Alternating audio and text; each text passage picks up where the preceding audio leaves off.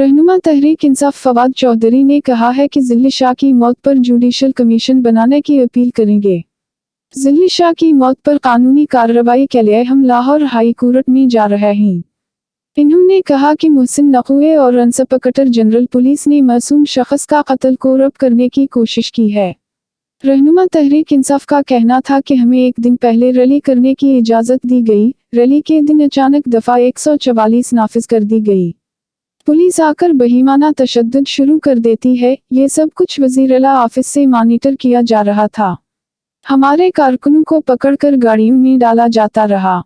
निगरान वज़ीर-ए-आला पंजाब मोहसिन नकवी और निगरान काबीना पंजाब के खिलाफ इलेक्शन कमीशन के पास जाने का भी ऐलान किया गया है। इलेक्शन कमीशन मोहसिन नकवी और पंजाब काबीना को काम से रोक दे। ये लोग हुकूमत में होते हुए कत्ल की तहकीकात नहीं होने देंगे। इलेक्शन कमीशन से कहेंगे कि इन लोगों को काम से रोके ताकि इस कत्ल का सामना करें। अब तक के लिए इतना ही। मज़ीद मालूमात के लिए SG न्यूज़ नेटवर्क को सब्सक्राइब कीजिए।